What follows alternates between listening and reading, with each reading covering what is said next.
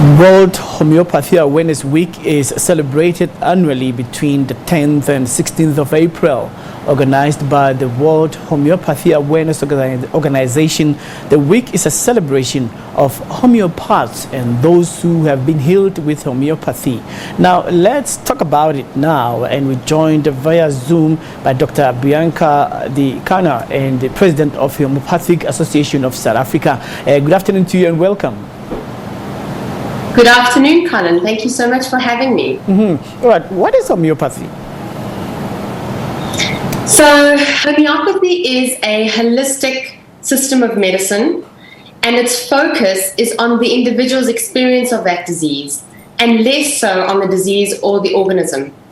So, our focus as homeopath is to really look at the individual's experience of their illness. All right, so in simpler terms, is it a psychological issue or a psycho-emotive issue? Well, of course, that's an important part of homeopathy. Homeopathy takes into consideration the mental, the emotional, and the physical state of the patients, always bearing in mind that their experience of a particular disease will be individual to them.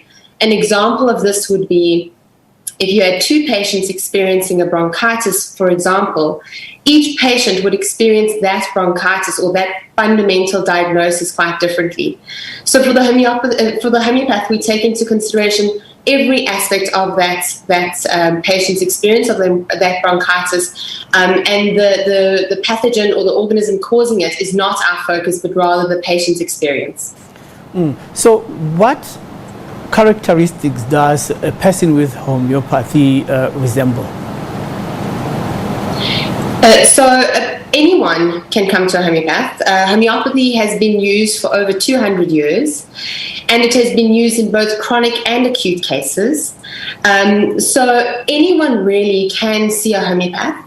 Obviously, you know, the perks to seeing a homeopath is that it can be used with conventional medicines.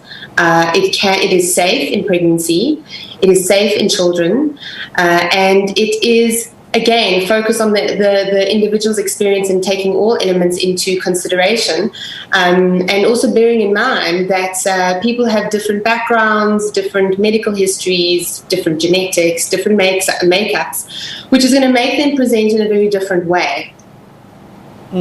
So then one gets the idea that also with this system, you are given an opportunity when you are a patient to give your body that platform to heal itself. So, but then one's self-healing would be dependent on certain variables, considering the immune system, the mental state, the environment, nutrition, and the likes. So then what does one have to bring to the fore in order to make homeopathy work for them?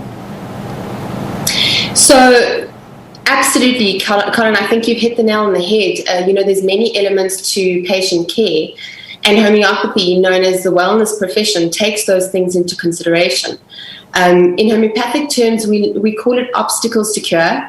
So if we have a patient whose diet is poor, who perhaps has a very stressed lifestyle, who perhaps has external toxins that they are exposed to, be it smoking or drug abuse or exposure to other harmful substances. These are all obstacles to cure and need to be taken into consideration if we are to really address that person's fundamental health. So fundamentally, when a patient comes to a homeopath, they bring all of that information. They share with their homeopath every element of their life. And part of a good homeopathic case taking is taking all of that into consideration, from their family history, from the medication that they have been on and are currently taking, to their diet, to their lifestyle, to their sleep habits, to their exercise. So it really is all-encompassing. And that is in part why homeopaths spend as much time with a patient as we do, because there really is a lot to analyze when looking at a person's health holistically. So let's bring it closer to home. I would like to say that there are many ailments and people have been sick since 2020 and they have recovered and others are still suffering side effects. So let's take the most popular ailment now, recovery from COVID-19. I'd like to believe perhaps that's the case study that we can maybe focus on right now. Number one, for somebody to allow homeopathy to really function in their system when they have lost their sense of taste, when they've been sweating, being restless, and so forth, how would they then take homeopathy into consideration so that they can be able to get back to their normal lives? So, first of all, if I can say that obviously there is no cure for COVID. It is certainly something that the world is, searching for answers. Homeopathy is a good system of medicine because of that individual experience. I think we all know of people who have experienced COVID in varying degrees, and often the conversation moves towards what their experience of that disease was. So whether they had the loss of a smell, whether they had the loss of taste, whether they had fevers and chills and all those type of things. So again, just in the conversation, we are seeing the individuality of the experience of the current disease which the world is facing. And it is an opportune time for homeopathy in that we care for that and really do help the body's innate immune system to respond appropriately but especially to recover. Obviously people having different experiences would require different things in order to assist with that.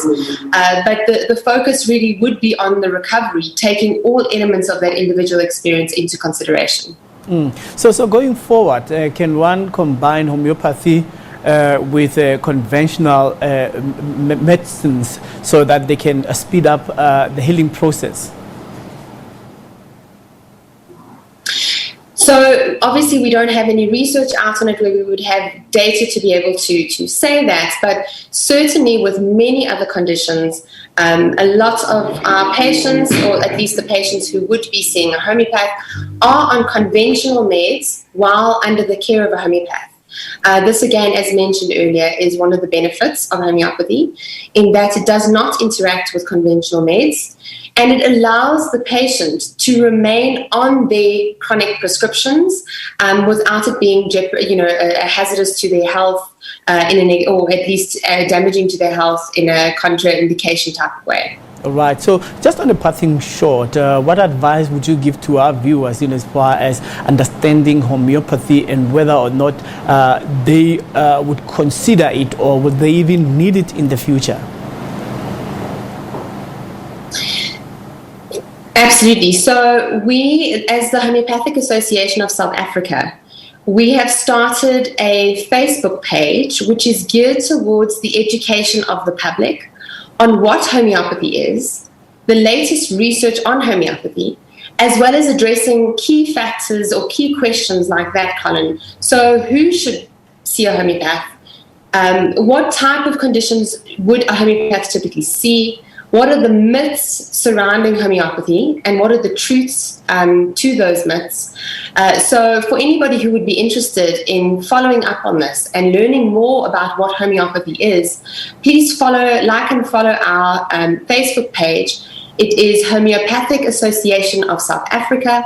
And on this page, we will share information that is relevant and easy to understand and would really give the public the tools to understand when are they now in a position that homeopathy would benefit them and how would they then be able to go about doing this.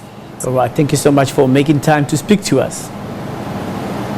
Oh, it's been a pleasure. Thank you, Colin. That's Dr. Bianca De Canha, who is the president of the Homeopathic Association of South Africa.